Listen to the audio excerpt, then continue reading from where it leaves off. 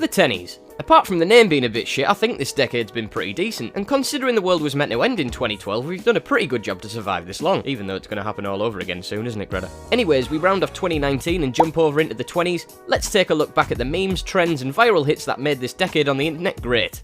Again.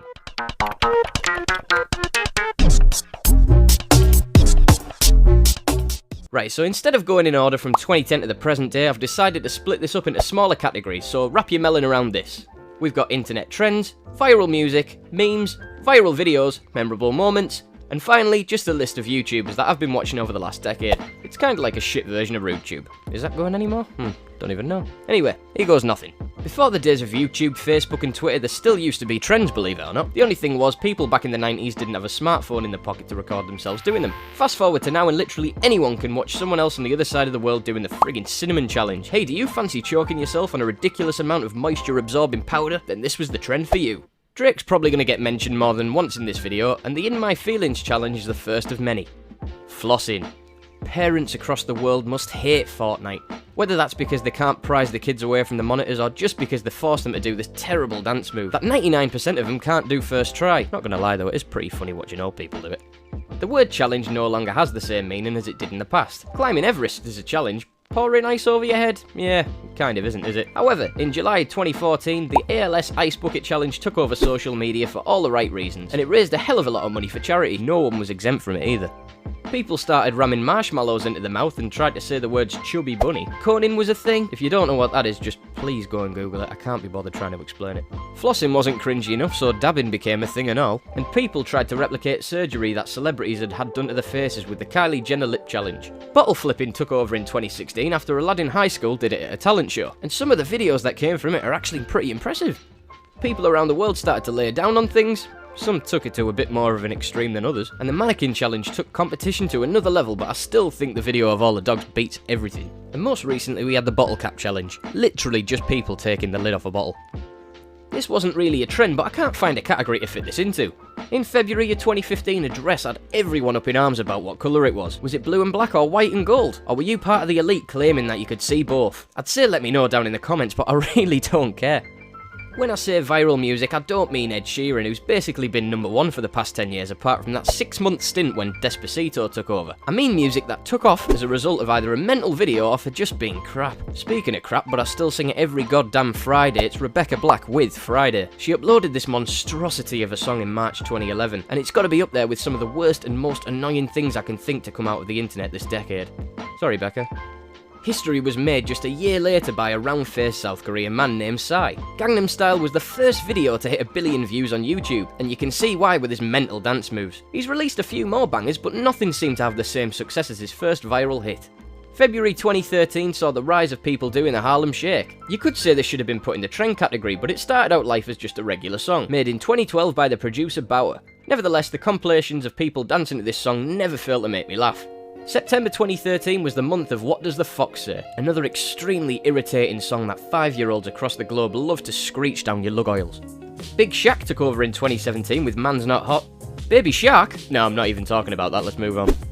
Before flossing came onto the scene, Silento probably thought he came up with the best dance move of the decade with his song Watch Me. A Japanese bloke sang about a pen and an apple. Oliver Tree came out of absolutely nowhere and decided to casually drop 1 million bags on every single one of his music videos. Miley Cyrus seemed to have a bit of a meltdown, swinging about on a wrecking ball. Salvatore Ganacci, well, he just kept being himself. When he wasn't doing handstands at Tomorrowland, he had some of the weirdest music videos out there. Drunk me loves them. Sober me just sits there and think, what the fucking hell's going on? Finally, we've got Seth Everman. Technically, yeah, he hasn't released a music video, but he's everyone's favourite synth player. He's just been given a custom plaque for getting the most liked comment on YouTube, but he's been up to more than that this year.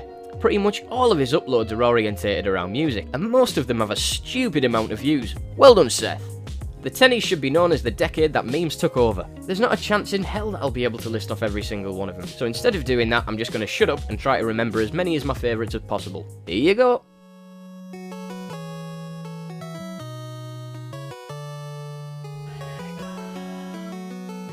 Officer, I got one question for you. What are those?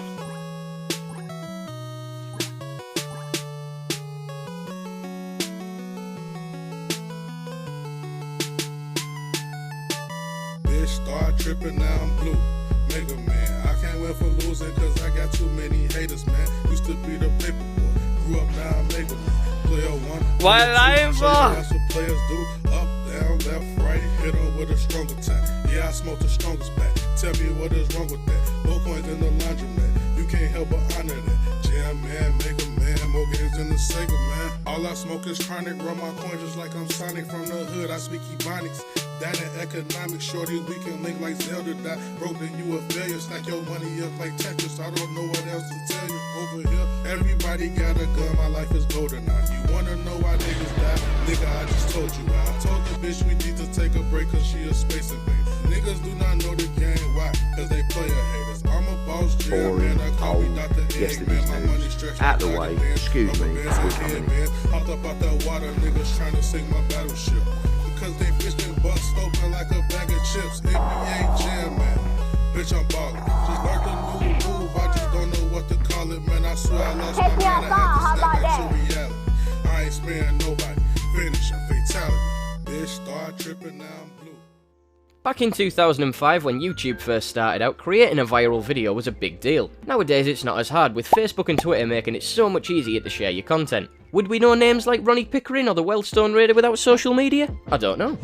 But here are a handful of other moments that went viral. This little lad didn't like having a monkey sat on his car. Sheila Booth turned into a motivational speaker. Lady Gaga's jump at the Super Bowl looked like some kind of finishing move in a Street Fighter game. The short film Coney 2012 was watched by over 100 million people. Powerful film, but the militia leader was never caught. Fenton is still chasing that herd of deer. There were far too many great vines to mention, but wow, and They Were Roommates took the top spot for me. Danny McCaskill made more than one great viral video. It seemed like every upload got bigger and better, and he's definitely nowhere near finished yet. There was the politician who clearly didn't want his kids in the room while he was having an interview with BBC. That just had me creased. Just like Danny McCaskill, Ken Block and his Gymkhana production team have made some of the best short films on wheels, but 4 rather than 2. And I will be doing a video just on Gymkhana in the near future, but collectively he's racked up more than 500 million views across his Gymkhana series, which is just mind-blowing. There was some Australian bloke who was just waiting for a mate in 2013. Legend has it, he's still waiting though. The geezer who lived on fish and rice cakes is absolutely hench now. And when Boris wasn't rugby tackling children or German football legends, he was slam dunking his way to being the Prime Minister. You can't make breakfast now without quoting this little video. And there was a yodeling kid in Walmart that nailed this performance at the checkouts. Again, if I listed them all, I'd be here all day, so please just link your favourites down in the comments for other people to watch.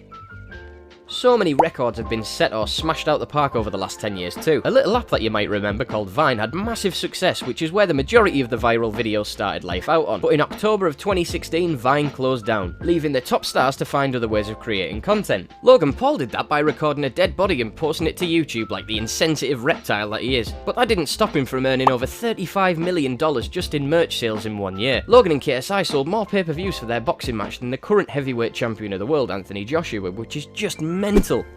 PewDiePie vs T-Series had a race to 100 million subscribers, and Mr. Beast, who tried his best to help Felix out in their battle to 100 mil, has just raised enough in charitable donations to plant 20 million trees. Ninja took over Fortnite, and his switch from the Twitch streaming platform to Mixer is estimated to have earned him over $100 million. Another streamer by the name of Shroud took the top spot on Twitch after the release of PUBG. There's currently an egg which has the most liked photo on Instagram, and YouTubers like Chris MD and Rota Shaw spent tens of thousands of pounds on FIFA packs. Now the great thing about YouTube in particular is you can choose to watch whoever you like, and the number of creators to choose from just keeps on growing. Just like most 25-year-old lads that I know, I'm into cars, comedy, tech, and sports, and pretty much everything else in between. So I thought I'd round the video off by listing some of the people who I've spent the most time watching over the past 10 years, in no particular order of course. The Big Les Show. This Australian comedy series definitely isn't aimed towards kids. It's stupid, immature, and definitely a little bit of me.